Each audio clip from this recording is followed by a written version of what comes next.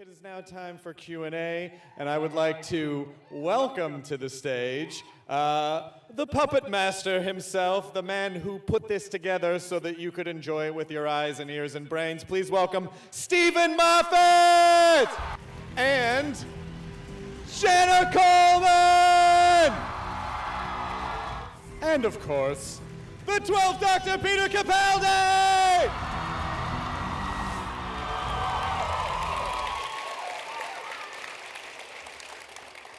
How are you upright and awake at this point? Time has lost its meaning. So Stephen, how did you find, what made you say, Peter's the guy? I'd known Peter for quite a long while, actually, just off and on, because when we just started on Doctor Who and I was writing for Russell, Peter would often loom at me through the dark of BBC parties. And so he popped quite quickly into my head this time around, and I wondered if I'd just gone mad. So I tried out on everybody else, and everybody thought it was a brilliant idea. So we elected not to tell Peter that he was the only person under consideration and audition him anyway. Because, it's quite fun to invite a famous actor to your house and give them some rather random scenes and make them play it on videotape and think, he doesn't even know he's got it.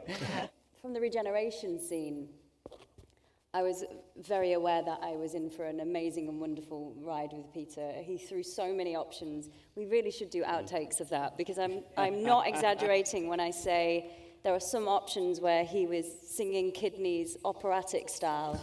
Why the decision to, because Tennant was Scottish but played him English, so what was your decision to let's keep him Scottish? Well, to be honest, if we cast David now, it's okay, we're not going to,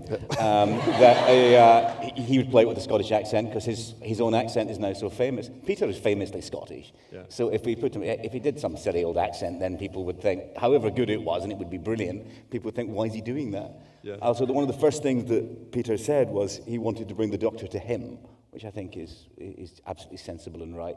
Also, Scottish accents are just, let's be honest, sexier than other accents. I love when the show came back. I absolutely loved the show, and I said to my daughter, "This is Doctor Who. You're going to watch this whether you like it or not." And we sat down and we loved it, and I'd watch it every week. And I loved Chris Eccleston and David, and eventually Matt. And then while David was Doctor Who, they sent me a script, and Russell T. Davies offered me a part. And I said, I'll do it. And my wife said, you should really read it, first of all, just to be professional.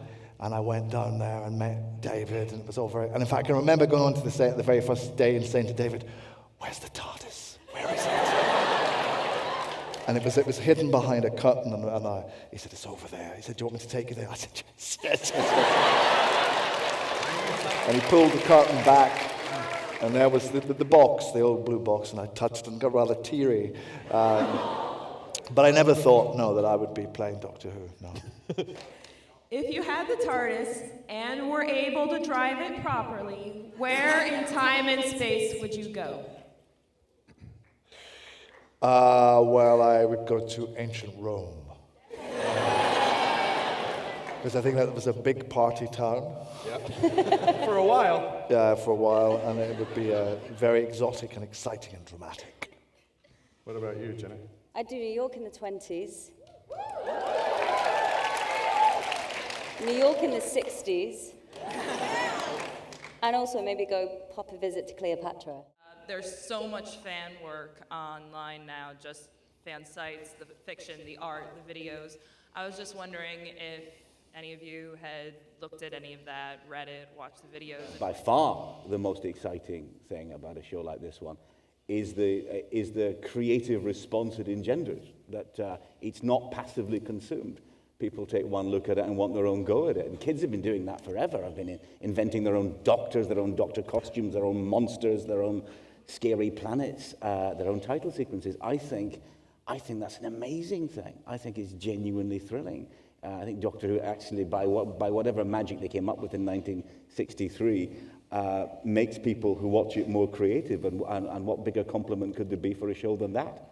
We talk a lot about how important the Doctor's costume is, but I find Clara's costumes are just as important. And how much influence have you had over her wardrobe? How do you feel about that? How are fashions changing this season? That kind of stuff. So, yeah.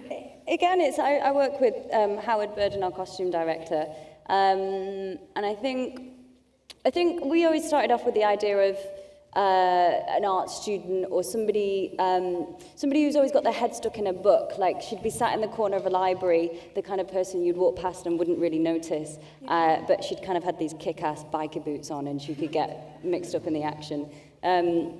So kind of something betraying what she kind of is as well was an idea. And then we got into the English literature vibe and being a teacher.